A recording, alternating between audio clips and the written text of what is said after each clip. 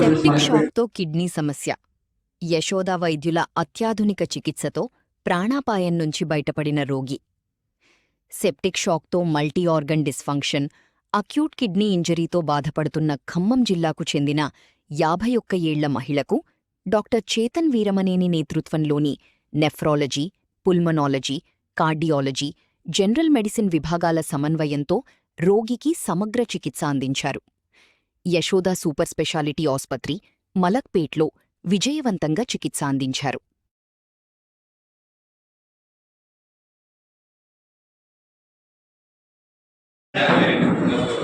ముందుగా Yashoda hospital Malakpet invitation వచ్చిన print and AB మీడియాలో అందరికీ కూడా పేరు పేరున ధన్యవాదాలు. ఈరోజు ముఖ్య కారణం ప్రెస్ మీట్ పెట్టడానికి ముఖ్య కారణం వచ్చేసి ఒక ఇష్టమైన కేసు ఎలా ట్రీట్ చేశాము, ఎలా రికవర్ అయింది, అసలు ఎంత సీరియస్ ఉంటే ఏమేమి చేస్తే రికవర్ అయింది గురించి మాట్లాడడానికి వచ్చాను నేను.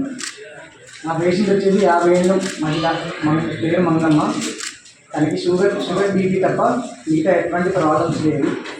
కానీ కొన్ని ఇన్ఫెక్షన్ రావడం వల్ల ఆ ఇన్ఫెక్షన్ నుంచి మల్టీ ఆర్గన్ డిస్ఫంక్షన్ అంటే చాలా అవయవాలు, పెద్ద అవయవాల మీద ఎఫెక్ట్ పడడం జరిగింది. ముఖ్యంగా కిడ్నీ, హార్ట్, లంగ్ వచ్చింది. లంగ్ ఇన్ఫెక్షన్, దానివల్ల బీపీ పడిపోవడం, కిడ్నీ, హార్ట్ ఎఫెక్ట్ పడి ఒళ్ళంతా వాయడము, ఆయాసపడము లాంటివి జరిగింది. ముందుగా తన లోకల్గా ఇక్కడ ఖమ్మంలో ట్రీట్మెంట్ తీసుకున్నారు.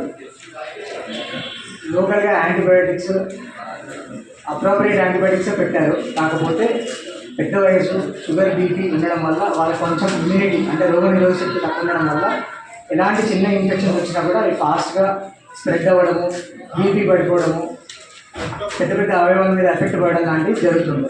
ఇది సాధారణంగా చూసాం. నేను యశోద మలక్పేట్కి తీసుకొచ్చినప్పుడు సిచ్యువేషన్ వచ్చేసి బాగా ఆయాసపడడం, అంటే నార్మల్ ఆక్సిజన్ లెవెల్స్ మెయింటైన్ అవ్వకపోవడము, అదేవిధంగా ఒళ్ళంతా వాయడము, అదేవిధంగా బీపీ అస్సలు రికార్డ్ అవ్వకపోవడము, ప్లస్ హార్ట్ బీట్ కూడా 130, 140 అంటే చాలా ఎక్కువగా గుండె కొట్టుకోవడం లాంటి సిచ్యువేషన్లో యశోద మలక్పేట్కి వచ్చింది.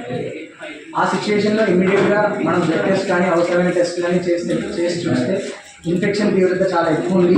కిడ్నీ పనితీరు అనేది కంప్లీట్గా తగ్గిపోవడం జరిగింది. క్రియాటిన్ అనేది 7 పైన ఉండడము, మూత్రం అస్సలు రాకపోవడము, బీపీ పెరగడానికి మెడిసిన్స్ పెట్టినా కూడా బీపీ వెంటనే ఇంప్రూవ్ అవ్వకపోవడము, ఈవెన్ సెలైన్ లాంటివి ఇచ్చినా కూడా బీపీ ఇంప్రూవ్ అవ్వకపోవడం లాంటివి జరిగింది. సో ఎమర్జెన్సీగా ఐసీయూలో అడ్మిట్ చేసి వెంటిలేటర్ సపోర్ట్ అంటే లోపలికి ట్యూబ్ వేయకపోయినా కూడా బయట నుండి కొంచెం వెంటిలేటర్ సపోర్ట్ ఇచ్చి ఇమ్మీడియట్గా యాంటీబయాటిక్స్ స్టార్ట్ చేశాం.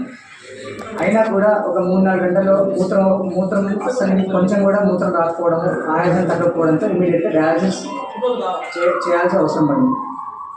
వీళ్ళలో బీపీ తక్కువ ఉన్న వాళ్ళలో సాధారణంగా రెగ్యులర్గా మన కిడ్నీ ఫెయిల్యూర్ అయిన పేషెంట్స్కి చేసే డయాలసిస్ చేయలేము.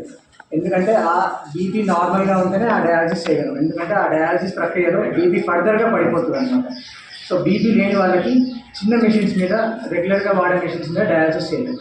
సో దీనికి వెంటనే సిఆర్ఆర్టీ అంటే కంటిన్యూస్ రీనల్ రీప్లేస్మెంట్ థెరపీ 24 గంటల ప్రక్రియ, 24 నుండి 45 గంటల ప్రక్రియ, అది వెంటనే చెప్పడం జరిగింది. అదేవిధంగా ఏదైతే బ్యాక్టీరియా కానీ మన ఇన్ఫెక్షన్ తీవ్రత తగ్గించడానికి ఆక్సైరీస్ అనే ఒక అధునాతన ఫిల్టర్ గురించి కూడా వాళ్ళకి ఎక్స్ప్లెయిన్ చేయడం జరిగింది. వెంటనే వాళ్ళ కుటుంబ సభ్యులు అర్థం చేసుకొని, తీవ్రతను అర్థం చేసుకొని దానికి వెంటనే ఫైనాన్షియల్గా కానీ పేషెంట్ కండిషన్ బెటర్ అవ్వడానికి మీరు ఏమన్నా చేయొచ్చు అనేది హామీ ఇచ్చారు. సో వెంటనే తనకి సిఆర్ఆర్టీ అది ఆక్సైరీస్ ఫిల్టర్ పెట్టి ఇనిషియేట్ చేయడం జరిగింది. అదృష్టవశాత్తు ఆ 24 గంటల ఒక్క ప్రక్రియలోనే పేషెంట్ బీపీ ఇంప్రూవ్ అయింది, కిడ్నీ స్టేటస్ ఇంప్రూవ్ అయింది. చేసిన 2వ రోజు నుండి ఆ 24 గంటలు అయిపోగానే పేషెంట్ మూత్రం రావడం స్టార్ట్ అయింది. అదేవిధంగా ఆయాసం కూడా తగ్గింది. కానీ ఈ ఇన్ఫెక్షన్ అనేది వెంటనే తగ్గదు కాబట్టి ఒక 5 నుండి 7 రోజులు మినిమం టైం పడుతుంది. కాబట్టి ఫస్ట్ 3-4 రోజులు ఐసీయూలోనే ఉంది పేషెంట్. అదేవిధంగా హార్ట్ మీద కూడా ఎఫెక్ట్ పడింది కాబట్టి వెంటనే కార్డియాలజిస్ట్ని కానీ, లంగ్ ఇన్ఫెక్షన్ గురించి పల్మనాలజిస్ట్ కానీ, జనరల్ ఫిజిషియన్ కానీ ఇన్వాల్వ్ చేయడం జరిగింది. అదేవిధంగా ఐసీయూలో ఉంది కాబట్టి క్రిటికల్ కేర్ టీమ్ అందరం కూడా ఒక టీమ్గా ఫామ్ అయ్యి పేషెంట్ని ఫుల్గా ట్రీట్ చేయడం జరిగింది. పేషెంట్కి ఆ ఒక డయాలసిస్ తర్వాత బీపీ ఇంప్రూవ్ అయింది. సో అది కాస్ట్లీ డయాలసిస్ కాబట్టి మళ్ళీ ఆ డయాలసిస్ చేయడం కొంచెం ఫైనాన్షియల్గా కూడా చూసుకోవాలి కాబట్టి మొత్తం 3 సెషన్స్ డయాలసిస్ చేయడం జరిగింది. మిగతా 2 సెషన్స్ నార్మల్ డయాలసిస్ చేశాం. దాన్ని నార్మల్ మెషిన్ మీద చేసే సస్టైన్ డయాలసిస్ అంటాం అన్నమాట. సాధారణంగా 3 నుండి 4 గంటలు చేసే డయాలసిస్ తనకి 8 నుండి 12 గంటలు చేయాల్సి వచ్చింది. 3 డయాలసిస్ బ్యాక్ టు బ్యాక్, అంటే 3 రోజుల్లో 3 డయాలసిస్ చేసిన తర్వాత పేషెంట్ ఇంప్రూవ్ అవ్వడం జరిగింది. పేషెంట్ యూరిన్ వచ్చింది, ఇన్ఫెక్షన్ క్రమేణా ఇన్ఫెక్షన్ తగ్గింది, అన్ని అవయవాలు కూడా ఒకదాని తర్వాత ఒకటి కంప్లీట్గా రికవర్ అయిపోయినాయి. డిశ్చార్జ్ చేసేటప్పటికి వచ్చినప్పుడు క్రియాటిన్ 8 ఉంటే డిశ్చార్జ్ చేసేటప్పటికి క్రియాటిన్ 2తో డిశ్చార్జ్ చేయండి. అది కూడా రోజుకి లీటర్ పైన మూత్రం వచ్చేలాగా డిశ్చార్జ్ చేశారు. దాని తర్వాత తను రెగ్యులర్గా మాతో ఫాలోఅప్లో ఉంది. ఇప్పటికి కూడా క్రియాటిన్ నార్మల్ అయిపోయింది. జస్ట్ ఇప్పుడు ఆమె షుగర్ కానీ బీపీ కానీ మెడిసిన్స్ మాత్రమే వాడుతున్నారు. మిగతా అవయవాలన్నీ కూడా రికవర్ అయ్యాయి. ఈ కేసు ఇక్కడికి ఇంత దూరం వచ్చి చెప్పాల్సిన ముఖ్య ఉద్దేశం వచ్చేసి ఇన్ఫెక్షన్ ఫీవర్ అనేది మనం వెంటనే చెప్పాలి. కొంతమందిలో ఈ 24 గంటల్లోనే ఇన్ఫెక్షన్ అంతా బాడీ అంతా స్ప్రెడ్ అయిపోయి బీపీ పడిపోవడము, అవయవాల మీద ఎఫెక్ట్ పడడము, వెంటనే చనిపోవడం లాంటివి జరుగుతుంది. ఇట్లాంటి కేసెస్ని డిలే చేయకుండా ఇమీడియట్గా కార్పొరేట్ హాస్పిటల్స్కి రావడం వల్ల అక్కడ మల్టీ డిసిప్లినరీ అప్రోచ్ ఉంటుంది. అంటే అందరూ డాక్టర్స్ కూడా వెంటనే చూడడం జరుగుతుంది, డిలే లేకుండా. ఏ సైడ్ నుండి ఏమేమి పాజిటివ్ చేస్తే పేషెంట్ ఇంప్రూవ్ అవుతుందో అందరి ఇన్పుట్స్ తీసుకొని పేషెంట్కి ఏది బెస్టో వెంటనే చేయడం జరుగుతుంది. అదే కాకుండా ఈ అధునాతన డయాలసిస్ మెషిన్స్ అంటే సిఆర్ఆర్టీ మెషిన్స్ కానీ, ఈ అధునాతన ఫిల్టర్స్ ఆక్సిలరీస్ ఫిల్టర్స్ లాంటివి కానీ ఇది అవైలబిలిటీ వెంటనే ఉండడం వల్ల పేషెంట్ కన్సెంట్, పేషెంట్ వాళ్ళ కుటుంబ సభ్యులు మీరు ప్రొసీడ్ అవ్వచ్చు అని చెప్పిన వెంటనే మాకు హాఫ్ అన్ అవర్ నుండి గంట లోపలనే ఇవన్నీ కూడా స్టార్ట్ చేయడం జరుగుతుంది. ఆ ఫిల్టర్ కాస్ట్ వచ్చేసి 79,000 ఉంటుంది.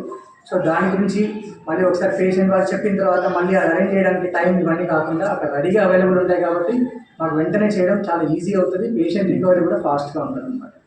అదే కాకుండా రోజు కంపల్సరీ కార్డియాలజిస్ట్ కానీ, పల్మనాలజిస్ట్ కానీ, క్రిటికల్ కేర్ టీం కానీ వాళ్ళు 24 గంటలు కూడా వాళ్ళ సేవలు, వాళ్ళ హెల్ప్ తీసుకొని ఇంకేమి చేయొచ్చు పేషెంట్ ఇంప్రూవ్ అవ్వడానికి, పేషెంట్ సర్వైవ్ అవ్వడానికి ఇలాంటి ఇన్పుట్స్ తీసుకొని ఇమ్మీడియట్గా అలాంటివి చేయడం వల్ల రికవరీ ఫాస్ట్ అవుతుంది, ఎక్కువ రోజులు హాస్పిటల్ అవసరం పడదు. ప్లస్ చనిపోయే ప్రమాదం ఉన్న పేషెంట్స్ కూడా even at the wedge of death లాంటి పేషెంట్స్ని కూడా రికవర్ అయిన వాళ్ళు చాలామంది ఉంటారు. ముఖ్యంగా ఎవరు ఇలాంటి జాగ్రత్తలు తీసుకోవాలంటే 24 గంటల్లోనే ఇన్ఫెక్షన్ అంటే జ్వరం స్టార్ట్ అయిన 24 నుండి 48 గంటల్లోనే ఆయాసం లాంటిది కానీ, లేదా గుండె దడదల లాంటిది కానీ, మూత్రం తక్కువడం లాంటిది కానీ, వాపులు రావడం లాంటిది కానీ ఇలాంటివి ఏమైనా ఉంటే కనుక సివియారిటీని వెంటనే వాళ్ళు కానీ వాళ్ళ కుటుంబ సభ్యులు కానీ గుర్తించి వెంటనే మల్టీ స్పెషాలిటీ హాస్పిటల్స్కి షిఫ్ట్ చేసుకోవడం, ఎక్కడైతే ఇలాంటి మెషిన్స్ అధునాతన మెషిన్స్ అన్నీ అవైలబుల్ ఉంటాయో అక్కడికి షిఫ్ట్ చేసుకోవడం వల్ల ట్రీట్మెంట్ అనేది ఈజీ అవుతుంది. సర్వైవల్ ఛాన్సెస్ కూడా చాలా ఎక్కువ ఉంటాయి అన్నమాట. లేకపోతే ఒకవేళ కొంతమందికి ఏమవుతుందంటే కిడ్నీ ప్రాబ్లం కొన్నిసార్లు రికవర్ అవ్వకుండా వాళ్ళు లాంగ్ టర్మ్ డయాలసిస్ అంటే జీవితాంతం డయాలసిస్ మీదకి వెళ్ళిపోవడం లాంటివి కూడా జరుగుతుంది అన్నమాట. అలాంటి వారిని కూడా ఇలాంటి ఇమీడియట్గా ట్రీట్మెంట్ చేసుకోవడం వల్ల కిడ్నీని మళ్ళీ రికవర్ చేసుకోవచ్చు. ఎప్పటికీ డయాలసిస్ అవసరం లేకుండా కిడ్నీని మళ్ళీ నార్మల్ ఫంక్షన్కి తెచ్చుకోవచ్చు అనమాట. ఇప్పుడు పేషెంట్ మాట్లాడుతుంది కానీ